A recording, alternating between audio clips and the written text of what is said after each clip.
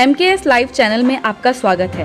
देश और दुनिया की ताज़ा खबरों के लिए MKS चैनल को लाइक, शेयर और सब्सक्राइब करें। MKS चैनल आपके पसंदीदा दैनिक मुरादनगर की शान राष्ट्रीय हिंदी समाचार पत्र का लाइव न्यूज चैनल है। साहिबगंज से आलोक कुमार की रिपोर्ट। सेवानिवृत्त आर्मी जवान फिर से बैठा भूख हड़ताल पर, पुलिस का आश्वासन भी निकला झूठा। साहिबगंज जिला मुख्यालय के जिरवाबाड़ी ओपी थाना क्षेत्र के ग्राम महादेवगंज से फिर बेहद शर्मनाक मामला उभर कर सामने आ रहा है, जहां देश की सेवा करने वाला आर्मी के जवान की पैतृक जमीन पर भू माफियाओं ने जबरन कब्जा कर लिया। वहीं इस मामले में पुलिस ने पीड़ित सेना के जवान को न्याय दिलाने में असमर्थ नजर आ रही है। प्राप्त जानकारी के अनुसार ग्राम महादेवगंज निवासी अमित कुमार तोदी पिता शंभुनाथ तोदी आर्मी इंजीनियरिंग विभाग में अपनी सेवा पूरी करते हुए जनवरी 2021 में सेवानिवृत्त होकर जब अपने पैतृक घर पहुंचे तो पाया कि भू माफियाओं द्वारा उनके घर के पिछले हिस्से की बाउंड्री तोड़ कब्जा कर लिया गया है।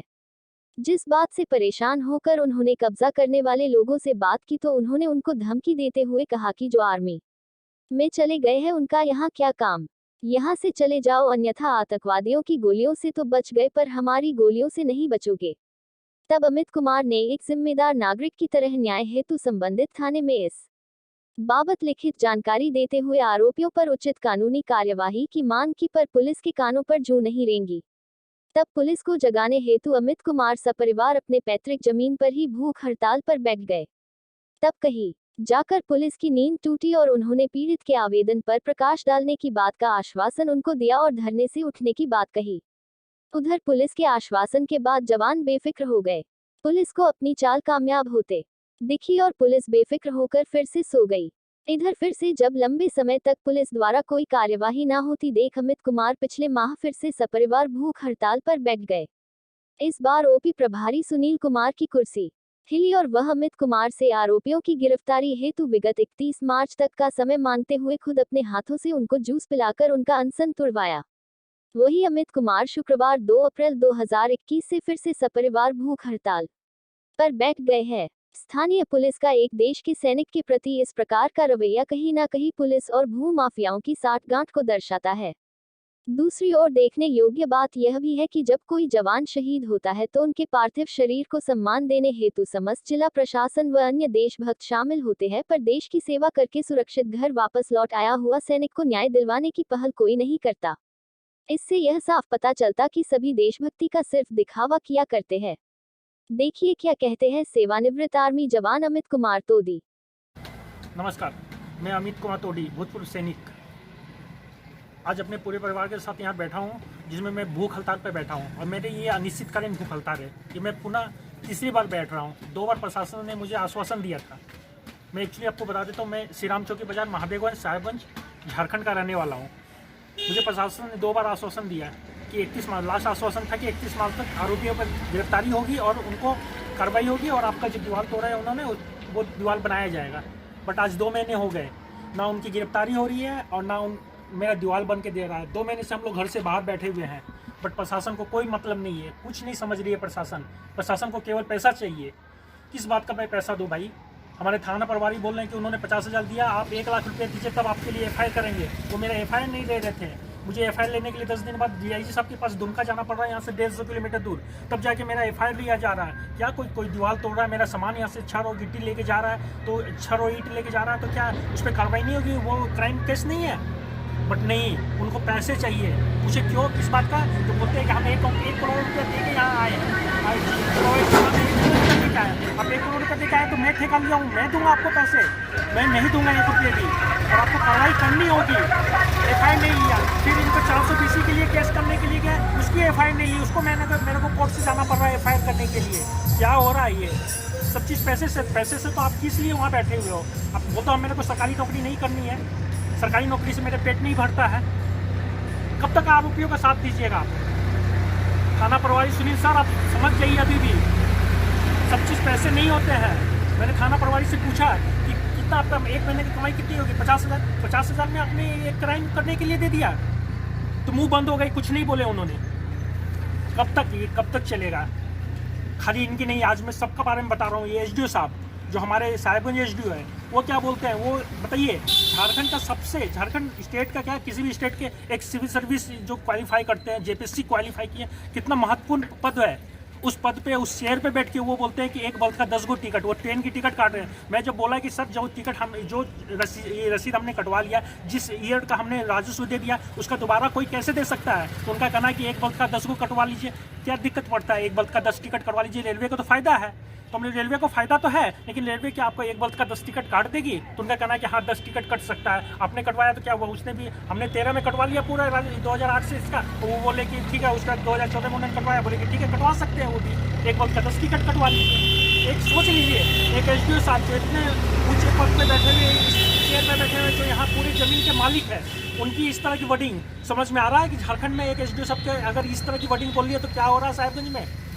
ये वर्डिंग ही साबित कर रहा है कि एसडीओ साहब क्या कर रहे हैं साहिबगंज में, उस चेयर का कितना मिसयूज कर रहे हैं, अगर ये बात बोल रहे हैं तो। और भी बहुत बातें हैं साहब के लिए। मैंने अपने कमिश्नर साहब को कंप्लेन किया है। कमिश्नर साहब जिस दिन भी इस पर बैठकी की है, जिस दिन भी इनके लिए इंक्वायरी बैठाई, मैं आप लोग के सबके सामने आएगा कि हाँ एसडीओ साहब क्या कर रहे हैं। अगर उस चेयर पर बैठे तो वो मनमानी करेंगे अपना ना, कोई बात नहीं है, कीजिए आप मनमानी। कब तक कीजिएगा? इस चेयर आपको मनमानी के लिए नहीं मिली है, हमारी रक्षा के लिए मिली है। हम गलत है तो आप पे कार्रवाई करें, अगर हम गलत नहीं है तो फिर जो किया उनके खिलाफ कार्रवाई की जाए। आपको पद इसलिए मिला, आपको चेयर इसलिए मिला है, ना कि आपको ट्रेन का टिकट बेचने के लिए मिला है वहाँ पे, ठीक है। आज फिर मैं बैठा हूँ और मैं बोल देता हूँ, जब तक मेरा दीवाल नहीं होगा तब तक मैं नहीं उठूंगा धरना से। गोली मार दीजिए गोली, जब तक मैं जिंदा हूँ नहीं हटूंगा वहाँ से, नहीं हिलूंगा यहाँ से। 2 महीने हो गए सारे मेरे को रिटायर हुए, 2 महीने से मैं घर के बाहर हूँ, क्या मजाक बना के रखे हैं, ठीक है। प्रशासन नहीं सुनेगी ना, नहीं सुनना, सरकार नहीं सुनेगी, नहीं सुनेगी। मैं जब तक जिंदा हूँ नहीं हिलूंगा, या फिर जब तक न्यायालय नहीं बोलेगी कि आपका जमीन नहीं, आप हटिए, तब तक मैं नहीं हटूंगा। अब एक ही भरोसा है मुझे, न्यायालय पे, बस न्यायालय पे भरोसा है। फिर भी आप लोग से मैं रिक्वेस्ट कर रहा हूँ, आप लोग से रिक्वेस्ट कर रहा हूँ कि मुझे न्याय दीजिए। मुझे बाकियों के तरह से नक्सल बनने पर मत विवश कीजिए। मैं बार बार बोल रहा हूँ, नक्सल आप लोग का इस कार्रवाई के चलते लोग नक्सली बनते हैं या गलत लाइन पे जाते हैं। अगर आपको पद दी है सरकार हमें हिफाजत करने के लिए, तो हमारा हिफाजत कीजिए। तो ऐसा सब चीज़ नहीं होता है। फिर बोलिएगा पॉलिटिकल दबाव है, पॉलिटिकल दबाव है, आपके ऊपर पैसे का दबाव है, कि आपको फिर ये लग रहा है कि ये लोग पावरफुल लोग हैं, ये लोग आपको नक्सली बेल्ट में ट्रांसफर कर देंगे। कोई नहीं करता। अगर नक्सल आप इसमें आए हो ना, डिफेंस में, तो नक्सली बेल्ट में जाने से ना डरे। हम लोग सारा आतंकवादियों के बीच में भी रह के आए हैं, और आपको नक्सल के बीच में जाने से डर लगता है, इसलिए आप उनका बात को मान रहे हो, उनका प्रोत्साहन कर रहे हो उनको। नहीं सर, ये शोभा नहीं देती है इस पद को और इस गरिमा को। आप इस गरिमा का गलत यूज कर रहे हो। मैं आप लोग सबसे रिक्वेस्ट कर रहा हूँ कि प्लीज़ मुझे न्याय दो। अगर मैं गलत हूँ तो मुझे अरेस्ट किया जाए, मुझे गोली मार दिया जाए। अगर मैं सही हूँ तो उनको गिरफ्तार किया जाए और मुझे सुरक्षा प्रदान की जाए। और नहीं तो जो मेरे पास खतियान है, जो मेरे पास कागज है, अगर वो गलत है तो आप अपने कमिश्नर साहब को बोलिए, क्योंकि ये सेटलमेंट ऑफिसर के जो हेड होते हैं वो कमिश्नर साहब होते हैं। उनको लेटर लिखिए कि ये गलत कागज आपने इशू किया है, उन पर आप आरोप लगाइए। और अगर हम फर्जी डॉक्यूमेंट लिए तो हम पे कीजिए। और उन्होंने फर्जी डॉक्यूमेंट लिया, इसलिए मैंने उन पर 420 का केस भी किया हुआ है। और जिसके लिए आप बोलते हैं 10 गो टिकट कटेगा सर, 420 का भी केस हुआ है। अभी बताएंगे कि आपके वहाँ पे क्या क्या हो रहा है। रजिस्टर 2 को मजाक बना रखे हो ना आप लोग।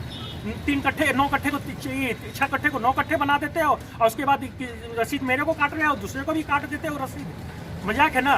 कोई बात नहीं है सर। आप इस पद का गलत यूज कर रहे हो, मत करो सर, मत करो। न्याय देने सीखो सर, न्याय देने का। मैं जानता हूँ मैं आपकी तरह पढ़ा लिखा नहीं हूँ, लेकिन इतना तो पता है कि एक बल्ब का 10 टिकट नहीं कटता है, ठीक है। और मैं यहाँ के सभी समाज के और खासकर यादव समुदाय से मैं ये रिक्वेस्ट करना चाहूँगा, सर अपने आप को आप लोग कृष्ण के वंशज बोलते हो ना, कि हम लोग कृष्ण के वंशज हैं। क्या कृष्ण भगवान इसी तरह थे कि अपने एक तो जो सारे इस तरह रात को चोर के तरह किसी का दीवार तोड़ते हैं, किसी के घर से सामान उठा के ले जाते हैं और उनका सपोर्ट कर रहे हैं? अगर आप उनका सपोर्ट नहीं करते तो समाज से निकाल के फेंकिए। ऐसे लोग पूरे आपके समाज को बदनाम कर रहे हैं। ये 2-3 ही लोग हैं जो पूरे समाज को बदनाम कर रहे हैं, पूरे यादवों को बदनाम कर रहे हैं। तो मैं पूरे यादव समाज से बोलना चाहूँगा कि इनको अपने समाज से निकालिए। अगर अपने आपको कृष्ण के वंशज कराना है तो मैं तो वो दिन दूर नहीं जब लोग आएंगे तो आपको कृष्ण के वंशज नहीं, इन धोखेदारों के नाम से जानेंगे। तो मैं आप लोग से रिक्वेस्ट कर रहा हूँ सर, इतने अच्छे वंशज हो, इतने कृष्ण के वंशज, इतने अच्छे लोग हो आप लोग, फिर भी ये 2-3 मुट्ठीबल गिने चोरों और डेकटों के चक्कर में आप लोग क्यों अपने आप को खराब कर रहे हैं? सामने आओ सर। कब तक इनसे डरेंगे? कब तक इनको घूस देंगे? नहीं देंगे। मैं 1 रुपया भी नहीं दूंगा इनको। अब मेरी कार्रवाई करनी होगी। बोलते हैं ना सब चीज़ पैसे से होता है, नहीं होगा पैसे से। मैं ना दिया हूँ ना दूंगा पैसे। देखते हैं आप लोग कब तक कार्रवाई नहीं करते हो।